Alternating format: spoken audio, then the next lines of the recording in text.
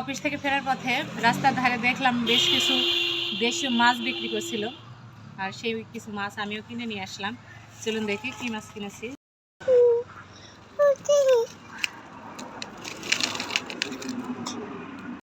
অধিকাংশ মাছ হচ্ছে টাকি মাছ, আমাদের মেহেরপুরের ভাষায় বলে এগুলোকে চ্যাং মাছ। কয়েকটা খলিশা মাছও আছে, আর এই যে কই মাছও আছে কয়েকটা।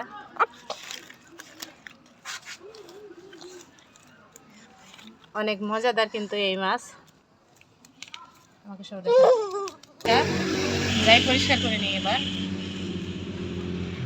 এই মাছ খেতে যতটা মজাদার তার থেকে কিন্তু কাটাকাটি করতে অনেক কষ্ট, আমাকে এভাবে কাটতে হয়।